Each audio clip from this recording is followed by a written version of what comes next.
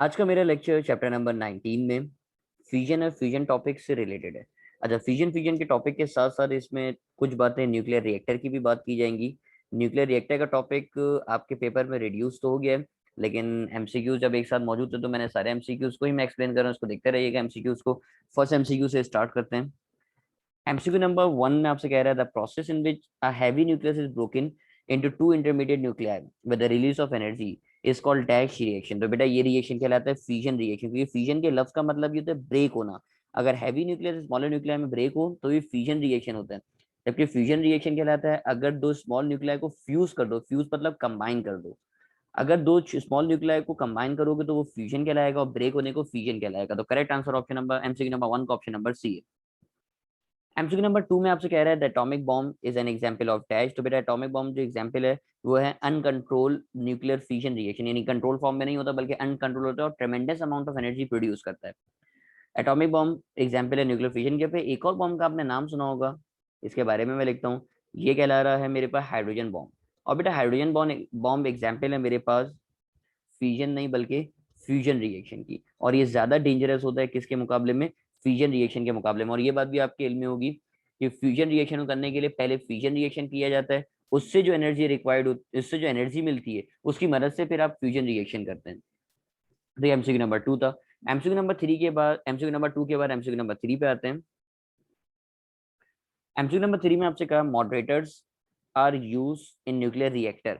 बेटा मॉडरेटर का काम, मॉडरेट का जो लफ्ज आया है वो मॉडरेटर का जो लफ्ज है वो आया है मॉडरेट से। और मॉडरेट का मतलब होता है नॉर्मल, यानी कंट्रोल करना। आमतौर पे कंट्रोल करना कहलाता है मॉडरेट करना, देखना या चेक करना।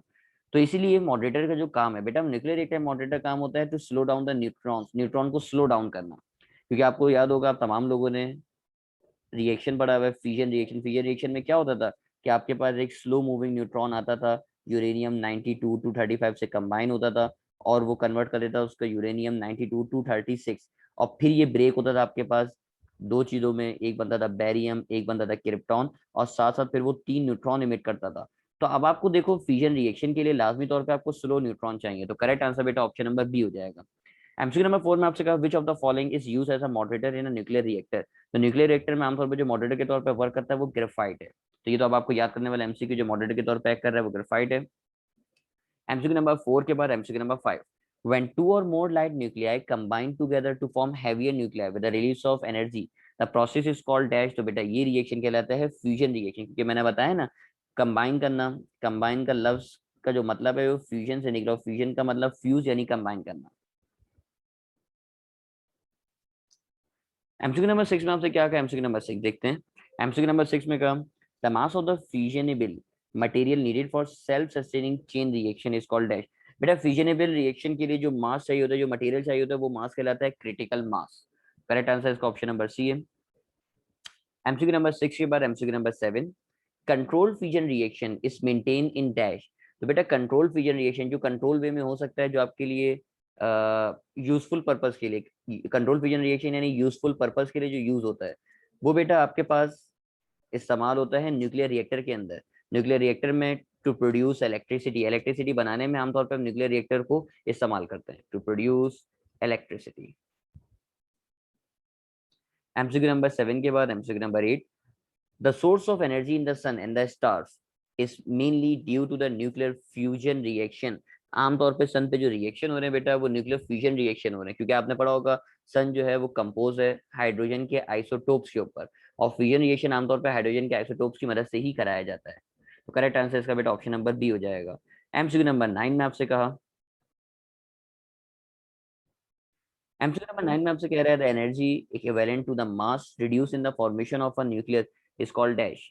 बेटा वो मास जो फॉर्मेशन ऑफ न्यूक्लियस, न्यूक्लियस बनाने के अंदर इस्तेमाल होगा, जो न्यूक्लियस को होल्ड करके रखता है, वो मास जो न्यूक्लियस को होल्ड करके रखता है यानी न्यूक्लियस बनाने में इस्तेमाल होता है, बेटा वो मास, वो जो एनर्जी है, क्योंकि आपने फॉर्मूला पढ़ा है ना एनर्जी का, E is equal to M C square.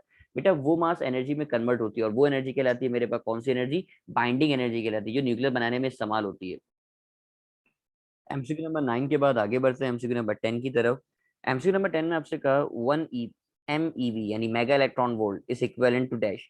अब देखिए इसको कन्वर्ट करते हैं। मेगा का मतलब होता है 10 की पावर 6, ये मेगा की जगह पे आ गया, और इलेक्ट्रॉन वोल्ट से जूल्स में कन्वर्ट करने के लिए मल्टीप्लाई कर देते हैं 1.6 एक्सपोनेंशियल माइनस 19 से। अब आप देखो, अब मैंने कुछ भी नहीं किया, मैंने सिर्फ उनकी वैल्यूज रखी। मेगा की जगह 10 की पावर 6 आ गया, और ईवी की जगह आ गया 1.6 एक्सपोनेंशियल माइनस 19।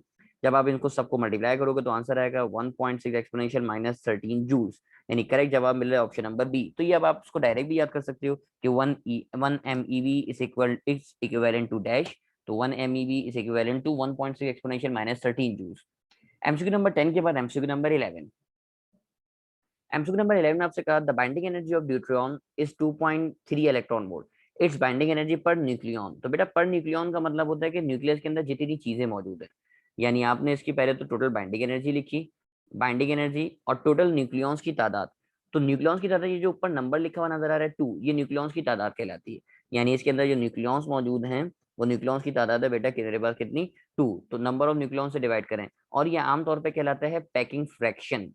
नाम आप लोगों ने शायद सुना ना हो, मैं आपको इसका नाम बता देता हूँ।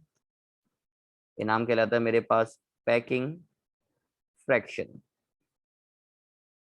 अब आप देखो बाइंडिंग एनर्जी की वैल्यू मेरे पास 2.3, मैंने इसको डिवाइड किया 2 से, तो 2.3 को 2 से डिवाइड करोगे तो आंसर आ जाएगा 1.15 मेगा इलेक्ट्रॉन वोल्ट, यानी करेक्ट जवाब हो जाएगा मेरे पास ऑप्शन नंबर ए।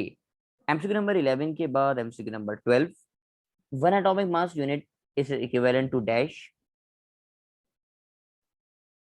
तो एमसीक्यू नंबर 12 में आपसे बोल रहा है वन एटॉमिक मास यूनिट, ये कह रहा था मेरे पास 1 AMU। तो बेटा 1 AMU जो बराबर होता है वो बराबर होता है 931 मेगा इलेक्ट्रॉन वोल्ट के। अब आप सोचेंगे सर 931 मेगा इलेक्ट्रॉन वोल्ट के कैसे बराबर होता है, तो निकालने का मैं आपको फॉर्मुला तो शेयर कर देता हूँ। देखो एनर्जी का फॉर्मुला होता है ना, E is equal to MC², ये एनर्जी का फॉर्मुला है। अब आप क्या काम करोगे, मास की जगह मास की वैल्यू रखोगे, मास की वैल्यू आ जाएगी मेरे पास, अच्छा मास ऑफ प्रोटॉन या न्यूट्रॉन रखोगे, और दोनों ही मास तकरीबन सेम होते हैं 1.67 एक्सपोनेंशियल माइनस 27। और स्पीड की जगह स्पीड की वैल्यू रखोगे, स्पीड ऑफ लाइट 3 एक्सपोनेंशियल 8 का स्क्वायर। जब आप इसको सॉल्व करोगे तो ये आंसर आएगा जूल्स में। बेटा जूल से इलेक्ट्रॉन वोल्ट में कन्वर्ट करने के लिए इसको डिवाइड कर दोगे 1.6 एक्सपोनेंशियल माइनस 19 से। जब पूरी इक्वेशन को सॉल्व करोगे तो ये आंसर आपके पास बन जाता है कि 1 AMU यानी 1 atomic mass unit is equal to 931 mega electron volt. Conversion तो मैंने आपको सिखा दी है कि भाई एनर्जी चाहिए तो मास और स्पीड ऑफ लाइट को मल्टीप्लाई कर दिया, इलेक्ट्रॉन वोल्ट में लाने के लिए, जूल से इलेक्ट्रॉन वोल्ट में लाने के लिए डिवाइड कर दिया 1.6 एक्सपोनेंशियल माइनस 19 से। अब आप सॉल्व करके आंसर निकाल सकते हो, लेकिन आप मेरे ख्याल में आप याद करो डायरेक्ट कि भाई वेन 1 AMU बराबर है 931 मेगा इलेक्ट्रॉन वोल्ट। अब मेगा की वैल्यू वो एमसीक्यू के ऑप्शन में नहीं दे रहा, तो आप लिखेंगे 931 एक्सपोनेंशियल 6 इलेक्ट्रॉन वोल्ट। करेक्ट जवाब हो जाएगा मेरे पास ऑप्शन नंबर सी। हो सकता है वो आपको मेगा में दे, और हो सकता है वो मेगा में ना दे, आपको डायरेक्ट उसकी वैल्यू निकालनी पड़ेगी। एमसीक्यू नंबर 13 में आपसे कहा in nuclear fission uranium 9235 is bombarded by slow neutron. तो अभी एमसीक्यूज के स्टार्ट में मैंने आपको पढ़ाया, ये रहा एमसीक्यू, मैं आपको दिखा भी देता हूँ कि आप फ्यूजन रिएक्शन करने के लिए यूरेनियम के साथ एक स्लो मूविंग न्यूट्रॉन, ये जो न्यूट्रॉन होता है बेटा, ये स्लो मूविंग न्यूट्रॉन होता है, slow moving neutron, slow moving neutron को ऐड कराते हो। तो यही एमसीक्यू यहाँ पे दोबारा रिपीट हुआ डिफरेंट अल्फाज के साथ कि in nuclear fusion uranium 9235 is bombarded by slow neutron. तो एमसीक्यू नंबर 13 भी बड़ा आसान सा। एमसीक्यू नंबर 13 के बाद एमसीक्यू नंबर 14 पे आते हैं। एमसीक्यू नंबर 14 में आपसे कहा a material consisting of the fissionable isotope of uranium is called.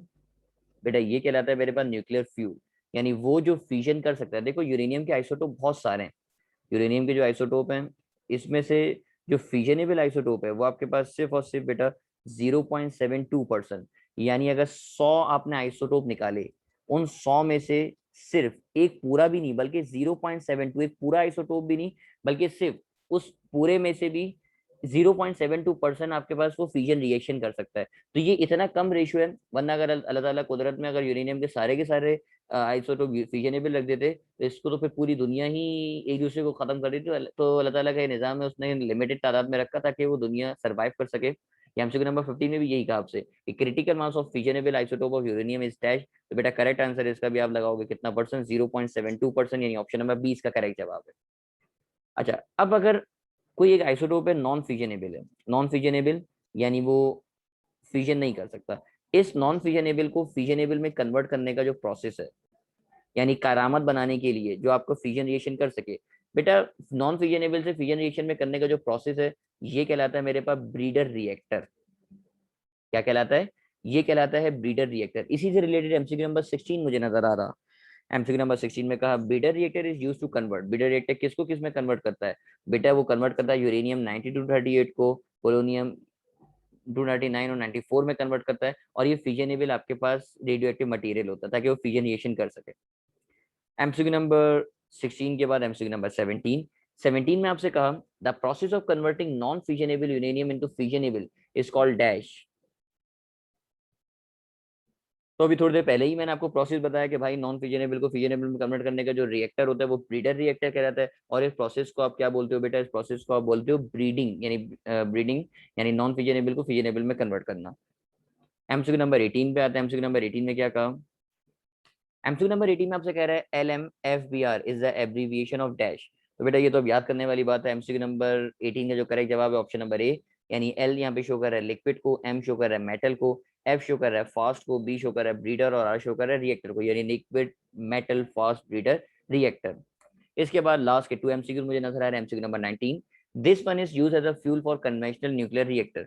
बेटा न्यूक्लियर रिएक्टर के तौर पे आमतौर पे जो फ्यूल इस्तेमाल होता है वो मेरे पास है यूरेनियम 92-235, जिसकी मैंने एग्जांपल भी आपको थोड़ी देर पहले दी, और आप तमाम लोगों ने फिजन और फ्यूजन रिएक्शन को पढ़ा हुआ है। एमसीक्यू नंबर 20 में क्या कह रहा है, fission reaction is control by introducing dash. बेटा फिजन रिएक्शन को कंट्रोल करने के लिए आप कैडमियम रॉड इस्तेमाल करते हैं। कैडमियम रॉड का काम क्या है, कैडमियम रॉड जो है वो न्यूट्रॉन्स को एब्जॉर्ब कर लेती है, क्योंकि एक तरीका है कि आप जो है, एक ही तरीका क्या है कि आप न्यूट्रॉन्स को कम कर दो, न्यूट्रॉन्स को खत्म कर दो। न्यूट्रॉन्स अगर खत्म होंगे तो जब ही आपका ये रिएक्शन रुक सकता है, वरना रिएक्शन किसी कीमत पे नहीं रुक सकता। अब इसको खत्म करने का तरीकेकार क्या है बेटा, इसका तरीकेकार ये है कि आप उस न्यूट्रॉन्स को एब्जॉर्ब करो। एब्जॉर्ब करने के लिए जो रॉड्स आमतौर पर इस्तेमाल करते हो वो कैडमियम रॉड कहलाती है। तो ये मेरे पास न्यूक्लियर रिएक्टर से रिलेटेड और फिजन से रिलेटेड एमसीक्यू से जो मैंने आपसे डिस्कस किए। उम्मीद करता हूँ तमाम लोगों को एमसीक्यूज क्लियर होंगे। नेक्स्ट लेक्चर में इंशाल्लाह इससे आगे बात करेंगे। तमाम लोग अपना ख्याल रखिएगा। अल्लाह हाफिज।